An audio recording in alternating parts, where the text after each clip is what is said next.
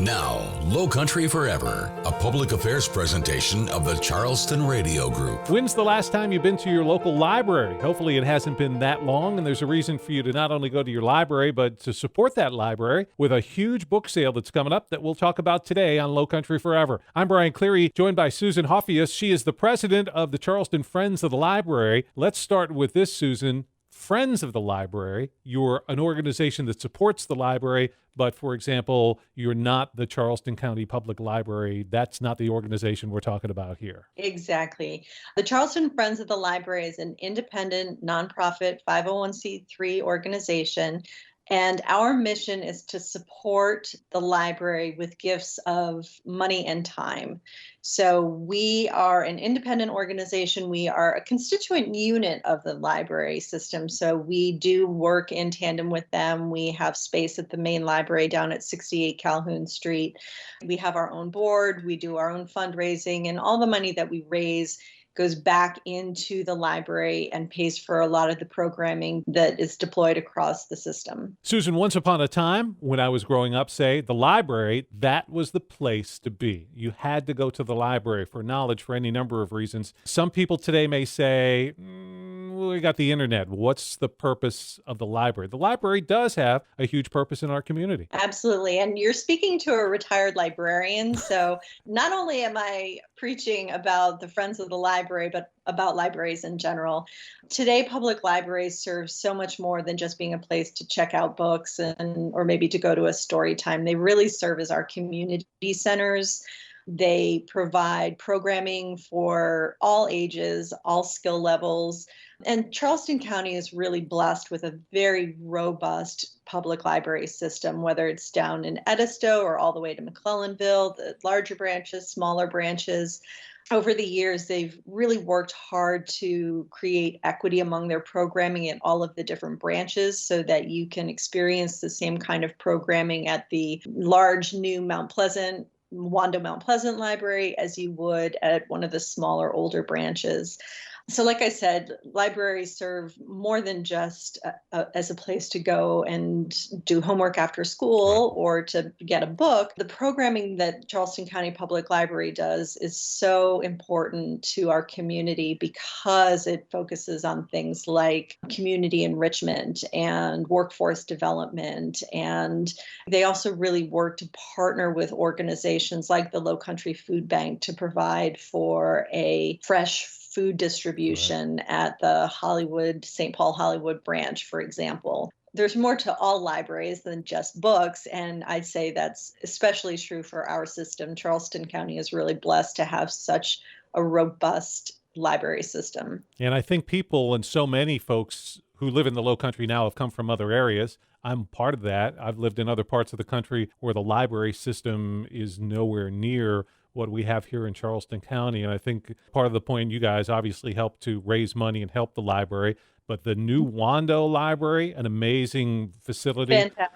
Yeah. We're building North Charleston facility. So the library system, even as we speak now, is continuing to grow. Not only are we adding new libraries to the system, we're renovating libraries that are already in the system. Some of them that have, are dated, have been around for a few years.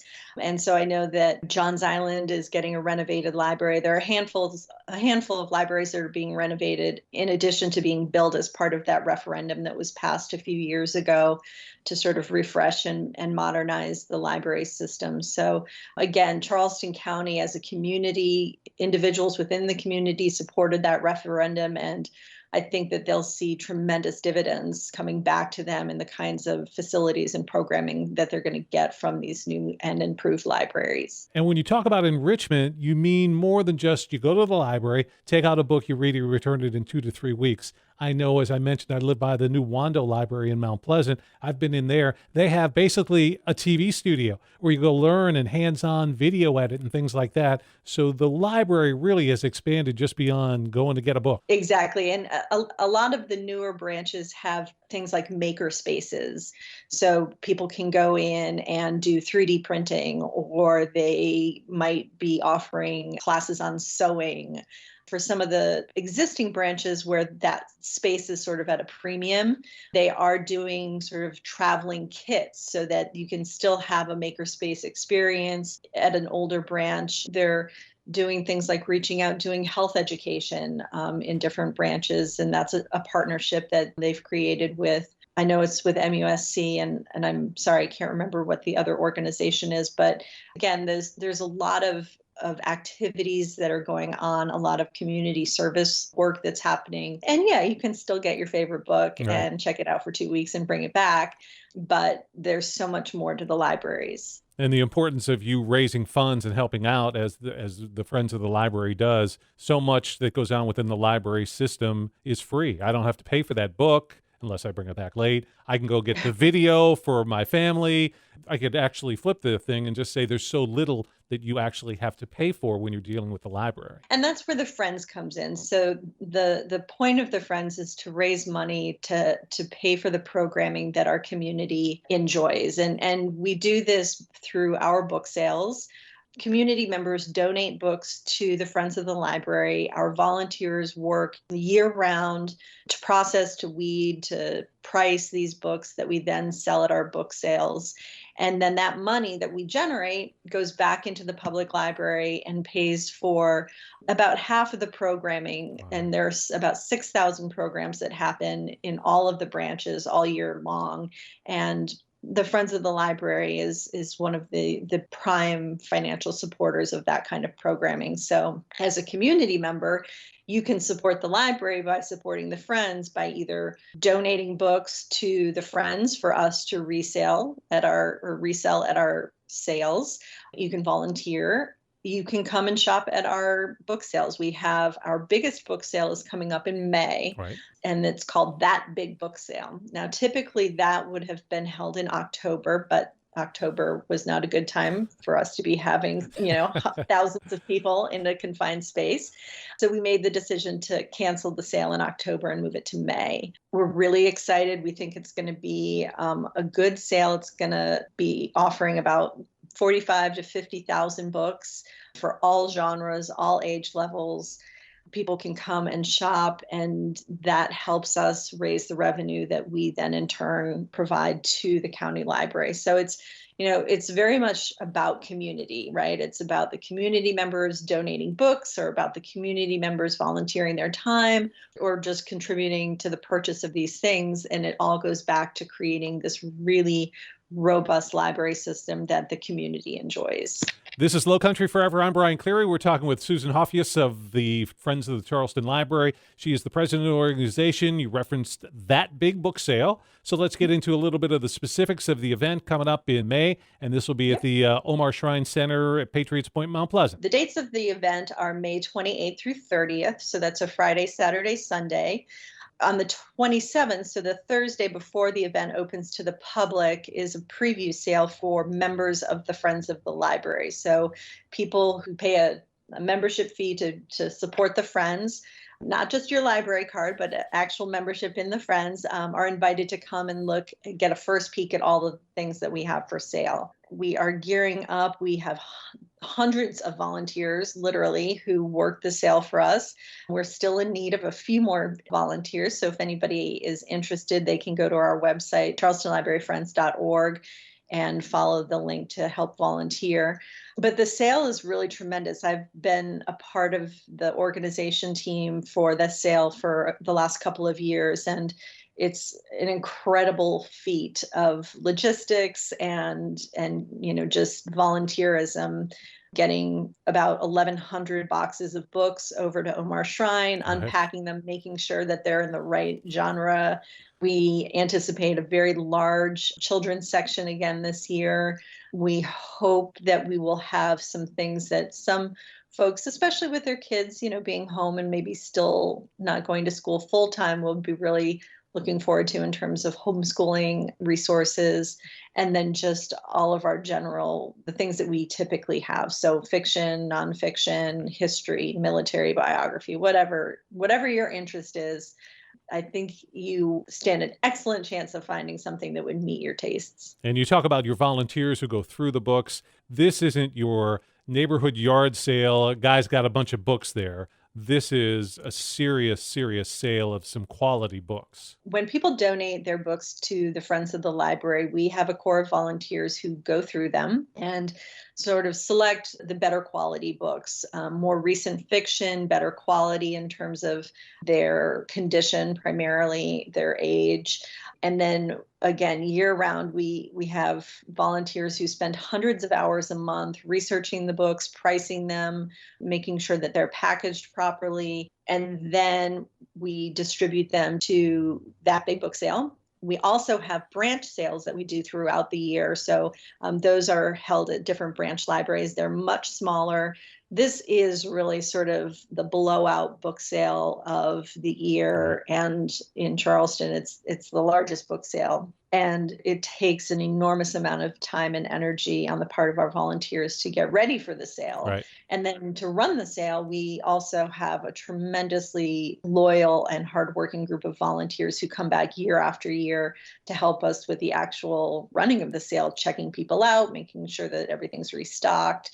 The volunteer group for the Friends of the Library is something we're very proud of, and we're very grateful to them for the time and energy that they spend on behalf of the Friends and on behalf of CCPL.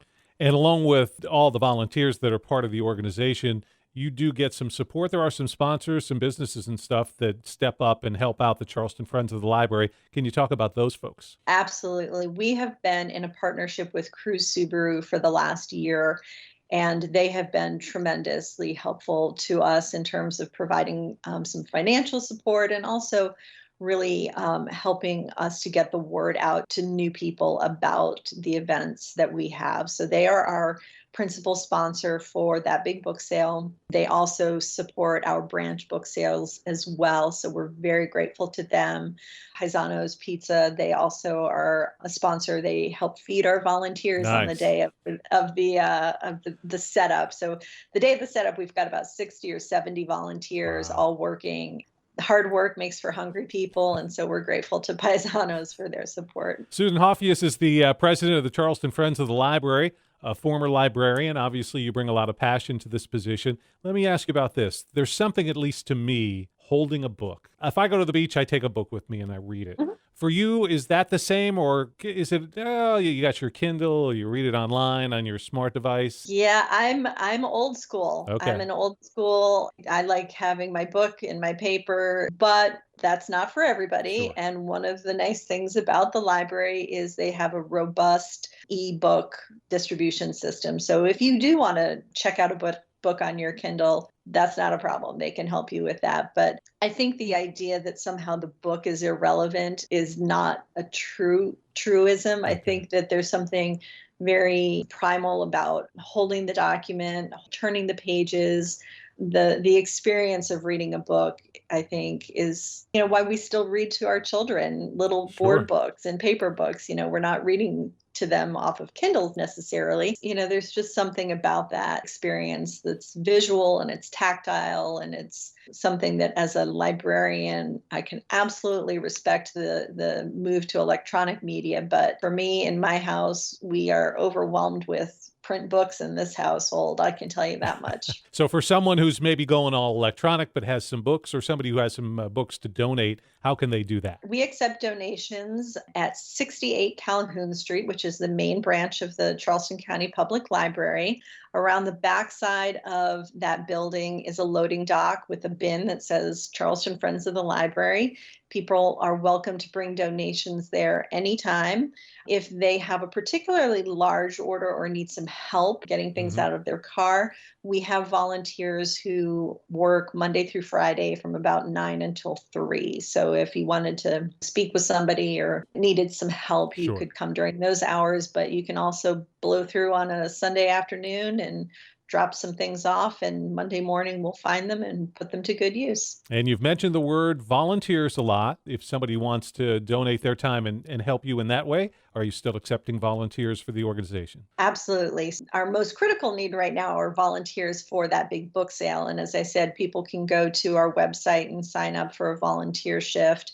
But we also have many volunteer opportunities throughout the year, either at our other book sales or working in our what are called the sorting rooms. So the people who sort through all the books, do the pricing, do the research. We're always looking for new volunteers, people who can spend a few hours, who want to be around people who love books, love reading, and are passionate about supporting the county library system. It will be the biggest book sale in the Lowcountry this year at the Omar Shrine Center in Mount Pleasant, the final weekend of May, and it's free to get in, correct? Free admission. And for those who wanted to get a sneak peek, again, they could join as a member by going to our website and get a sneak peek on the Thursday night preview sale.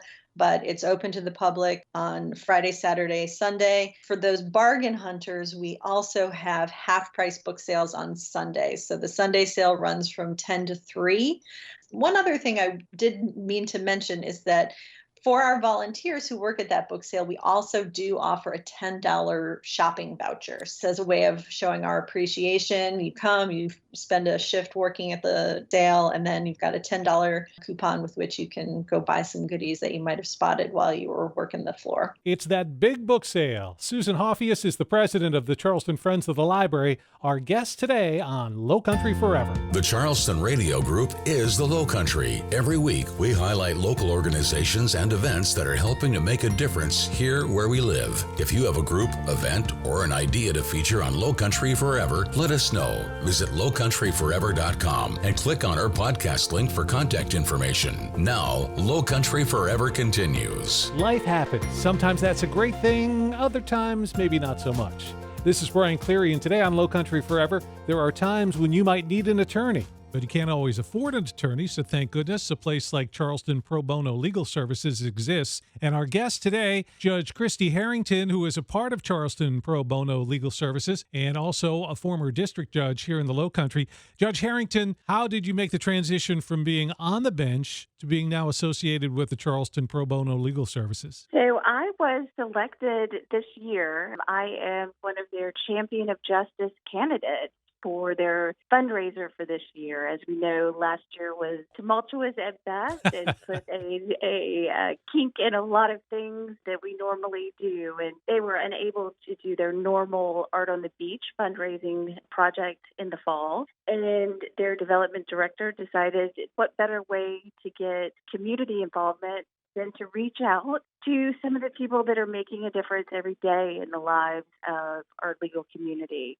And they selected 9 individuals from the community who were doing those things and making impact daily. And I was honored to be selected as one of those 9. So for the Champion of Justice 2021, what is it that I can do to assist you and Charleston Pro Bono Legal Services as a whole? Selfishly, I'm going to ask you to donate to my campaign, and we will be starting an online auction on the 28th of this month. And so various community leaders and stores, services have made very generous donations to the online auction. And so I would ask once that goes live on charlestonprobono.org, the online auction will be up and running to make a donation. And obviously, while every dollar counts and you want to raise as much money as possible across the board, it would be nice for you to raise the most. And then, of course, then you would be crowned, is it? The Champion of Justice? I'm hoping, a girl loves a crowd. So not everybody at every moment in their life or maybe during their whole life needs an attorney. Charleston Pro Bono Legal Services is set up so that people who, let's say, are economically challenged can get that legal representation that they need. What kind of law would you be dealing with if somebody needed the services of Charleston Pro Bono? Charleston Pro Bono has currently on staff 9 individuals, 9 attorneys that help address these issues, ranging from landlord-tenant issues to helping a individual go through the process of adopting a child through the court system. There is a dedicated staff member who assists with victims of human trafficking to help them through their journey through the court system. Last year, they opened over 700 cases Wow. One of the programs that they do that I think was very important last year when we were so concerned about our frontline workers, the nurses, and they set up a wills clinic to help those frontline workers deal with those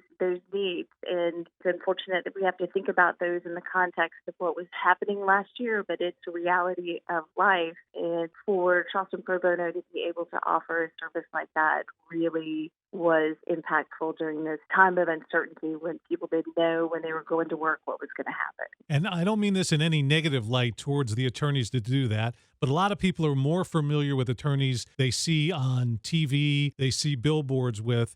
At Charleston Pro Bono Legal Services, in a way, you're doing a different kind of law. Can you make a little bit of a distinction between what somebody may see as a TV commercial and what it is being offered through Pro Bono Legal Services? Yeah, I think that's a really important distinction. So when we talk about pro bono legal services, we think about things that impact our community, and the burden falls on those typically on the people that are least able to bear that burden. And so we are not talking about the personal injury type cases that we see on commercials that most of us can quote the phone number off the top of our heads. We're talking about information and resources to families in crisis, facing termination from employment, helping families have necessary documents surrounding custody, guardianship, conservatorship, all of which you need to have just to go forward with financial, medical, and educational records to move on to the next step.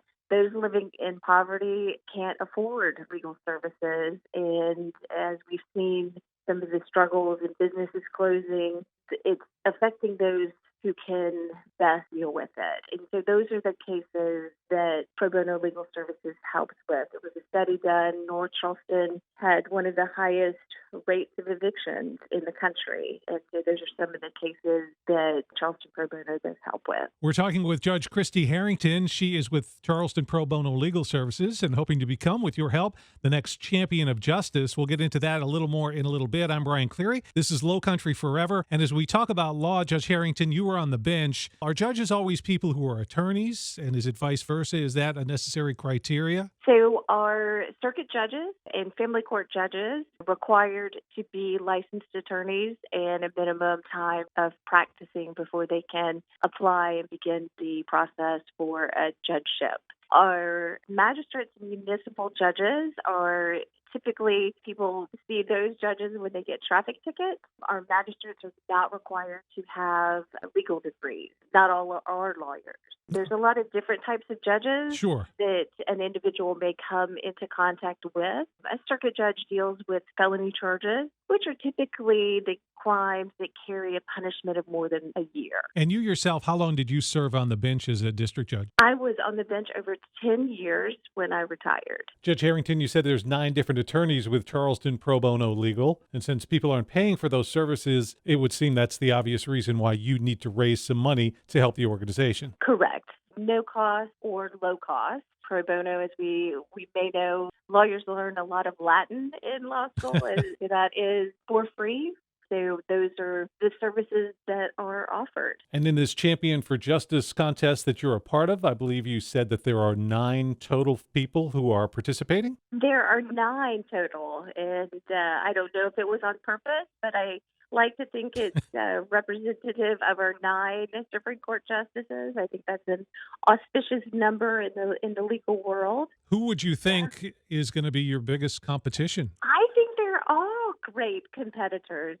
Just honored to be considered in this great group. We all come from very different backgrounds and bring different unique traits to the competition, a variety of different paths to getting here. There's a minister, a politician. So there's a good variety of individuals, and they're doing just great work in the community. If someone is listening and is in need or thinks they may want to contact Charleston Pro Bono Legal Services to get some assistance, what's the best way for them to do that? CharlestonProBono.org, or the phone number is 843-853-6456. How was it that you yourself initially got involved with the organization? Just being in the legal community in Charleston, I've lived in Charleston practically all of my life, and it is just that measure that the legal community needs. The access to justice, when we talk about making changes in the justice system, this concept of access to justice, that everyone could be at the courthouse when they need to be for whatever happens, and having a organization with skilled attorneys with the resources that they need is really important. And so having somebody appear pro se without an attorney watching on the bench, there's rules that prevent judges from helping those individuals. So knowing that there's attorneys that can be advocates for those individuals is vitally important, and just got involved that way. Was asked they do a variety of educational clinics for the community. In November, I spoke at a CLE, Continuing Legal Education, that they sponsored for human trafficking to raise awareness on how to prevent human trafficking. Today on Lowcountry Forever, we're talking with Judge Kristi Harrington. Now, Judge Harrington, you've been an attorney. There is a perception, maybe brought on by the TV commercials we see, that being an attorney may not be the honorable profession that it once was regarded as. Why would somebody today want to become an attorney? Oh, so I am just passionate about the law. I encourage people to go to law school. It's a noble profession. It allows people to go into this type of work, especially pro bono work, to really right the wrongs and help those who cannot help themselves. As we talk about shortcomings in the legal system, really it is those who cannot afford legal services who are impacted the most. And we talk about people living in poverty, below the poverty level, or struggling from paycheck to paycheck, and especially as we saw again with COVID, reducing paychecks. We're shut down with really not knowing when we were all going to come back to work. That really highlighted the differences and the deficiencies in our civil justice system, and the harm that not being able to access those justice systems and the services that they provide really was impacted. And to give credit where credit is due, at least in my opinion, in my dealing with attorneys, I would say more attorneys certainly than not do pro bono law, so they're giving back by providing free services. Yeah, I think that attorneys get a bad rap and reputation, ambulance chasers or sharks or something that way. We do pro bono work. We do a lot and help where we can, and I think that is required of the profession. And the law school where I am, Charleston School of Law, their motto is for the good of the people. And they require the law students to engage in pro bono hours throughout their law school career. And so we are training those lawyers. I call them baby lawyers, those young lawyers, the value and importance of giving back and doing for society. So Kristi Harrington is with Charleston Pro Bono, and you mentioned the amount of work. 706 cases opened last year in a COVID-filled year, so we know why we want to raise money, but through the Champion of Justice program, we want to raise as many dollars as possible. Judge Harrington, how can people show support for you and make a donation in your name to help Charleston Pro Bono Legal Services? So I think the simplest way is go to charlestonprobono.org. There is a donate button. Click on the donate button, enter the amount of your choice, indicate that it's for your favorite candidate. I hope you say that it's me, and make that donation. What I love about that donation box is that they give you kind of an outline of what your money is going for. $100 helps sponsor a child adoption intake assessment. So if that's something you're passionate about, donate $100. We've talked about the legal representation for families who are threatened to be evicted. There's a donation button for $1,000 for that. And so the money is all going to Charleston Pro Bono. So any donation will be appreciated and go directly to these very important causes. And how much time do I have in terms of being able to make that contribution in your name for the Champion of Justice? So the Champion of Justice competition ends June 5th, but don't wait that long and keep checking back on that website. We'll have the platform for all of the wonderful items that local businesses have sponsored to give for the online auction. The local businesses have been sponsoring things like eyelash services, art, jewelry, charter fishing, and sunset cruises, all kinds of good stuff that will be on the online auction. Judge Harrington, good luck. We hope you win. Thank you.